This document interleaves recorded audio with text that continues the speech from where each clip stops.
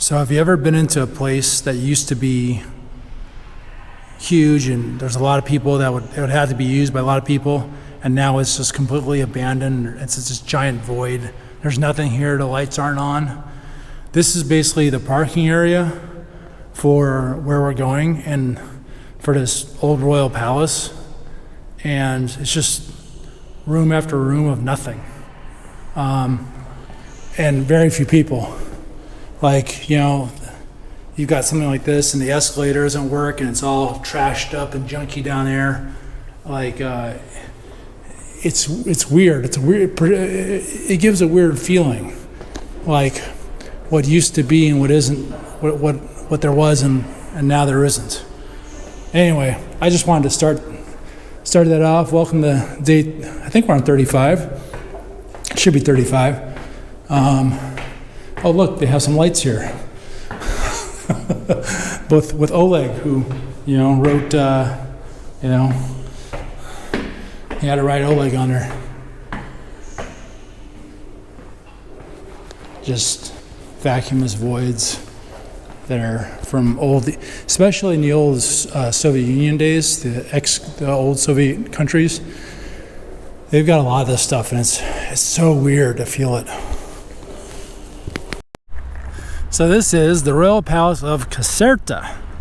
Now, why we come here? We're outside of Naples, and I'm going to tell you a little bit about it as we go in. It was built in 1752. It's a former royal residence. It constructed by the House of Bourbon to Sicilies as their main residence as kings of Naples. The largest royal palace in the world in terms of volume, covering an area of 47,000 meters squared with a floor space of 138,000 square meters distributed for 5 floors and 1,200 rooms. Under King Charles of Bourbon, inspired by the Palace of Versailles when it is the whole history of it. It's a UNESCO World Heritage Site in 97. 1,742 windows, 34 staircases, 1,026 fireplaces, library, theater modeled after Teatro San Carlo of Naples. The palace encloses 4 courtyards and features lavishly decorated state apartments and royal rooms. The vast royal park stretches for 120 hectares. That's 1,000 square feet by 1,000 square feet. That's 1 hectare. So you got 120 of those. As we almost get run over. Behind the palace, fountains, cascades, and an English-style botanical garden.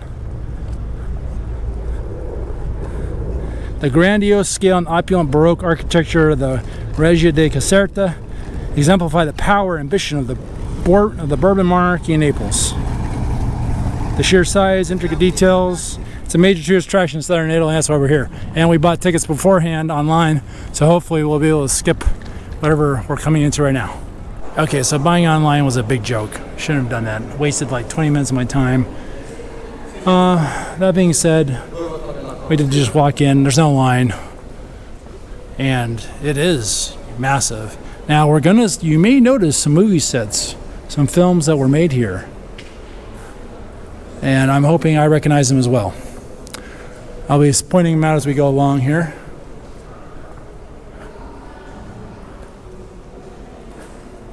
Wow.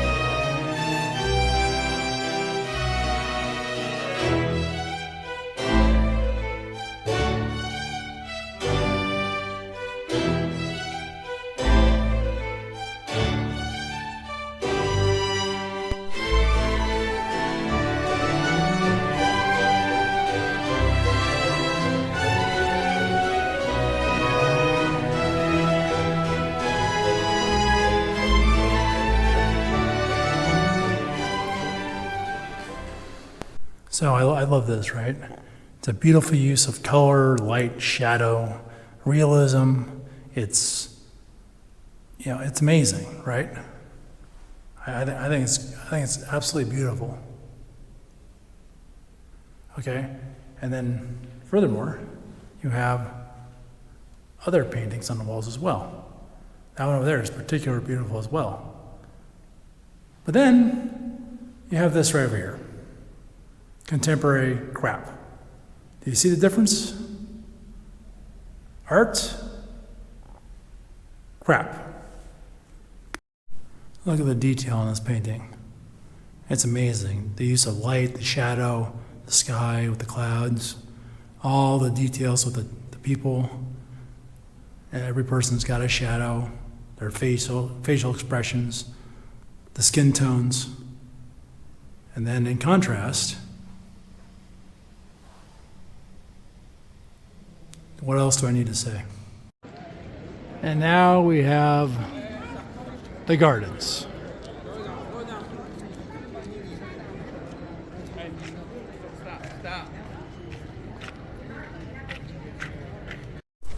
So I walked down to the gardens here, and you can see how far it is.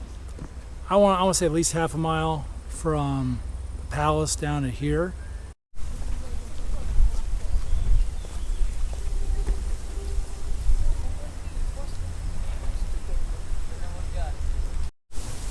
When I compare these gardens to the gardens of Versailles, there really is no comparison.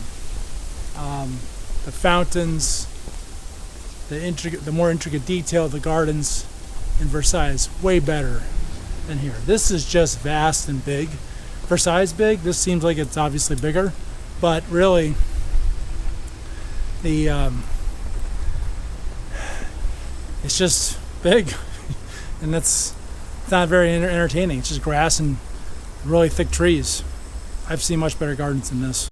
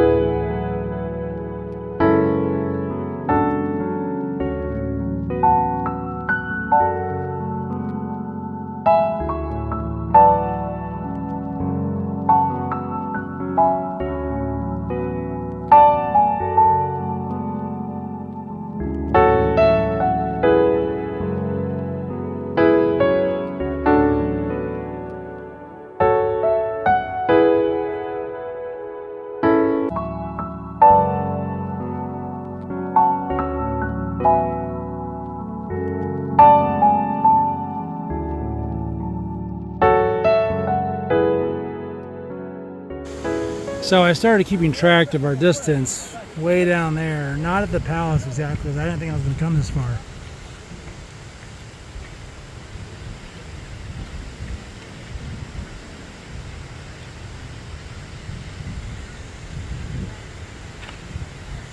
So as of right now, it's 1.25. So I'm thinking altogether it's probably about 3 miles altogether. As much as I want to walk back down the main column, I'd rather see something new, like this garden area over here. So that's what we're gonna do.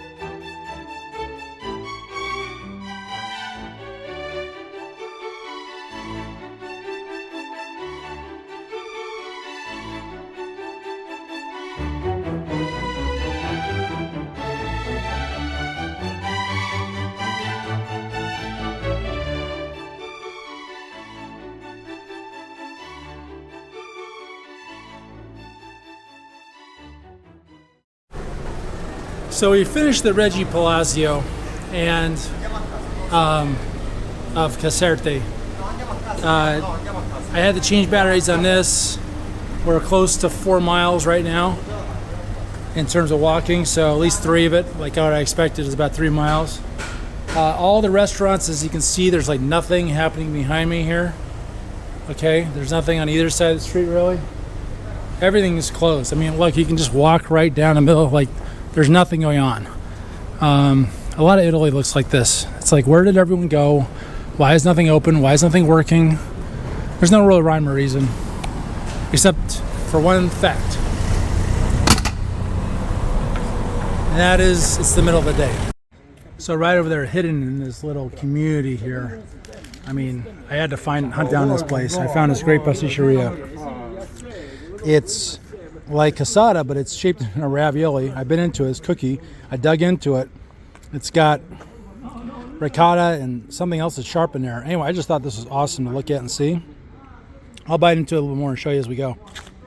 And so it's got like a sharp green jelly in there that's very strong, but it's very good.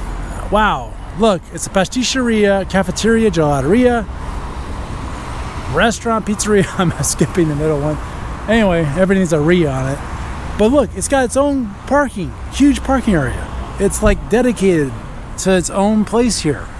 Wow, what a spectacular thing to happen in Italy. Let's go check it out. So we got the usual cookies here. Oh, there we go. That's what I want. The cassata is Sicilian. The cherry, I'm on a big cherry kick too. That one back there in the middle, the Amarena cherry one, that was really good. That chocolate looks heavenly too. Pistachio looks good. Yeah, they look at the camera like they've never seen somebody holding the camera before. Looks like we're sold out of a lot of stuff later on today.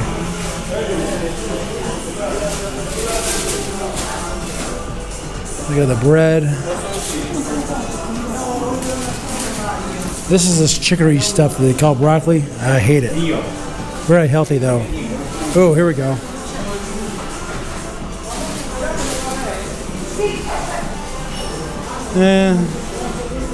Okay, well, really it's just gelato is the only thing that looks good, and I'm not feeling right now, but I had to stop. So I think in the morning this place will be a lot better.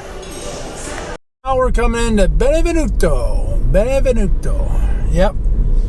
The whole way over from Caserta, which is where the palace was at, is pretty much just street. Like, it looked like a highway. Nope.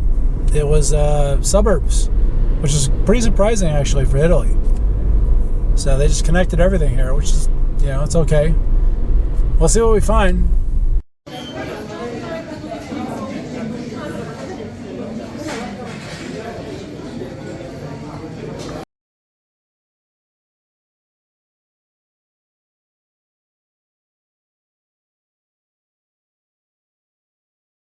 So I made a wrong turn, but I ended up coming to the stadium parking lot. It's open. It looks like it's open year round. This is going to be great for us to camp at. I don't know if we got any light, but we could just sleep. It may be a little rambunctious. May have some teenagers. If it is, we can bail. They want us to pay, we ain't paying. We're driving right over these blue strips where you're supposed to park and pay. Anyway, so we're going to have to come back here. It's looking good.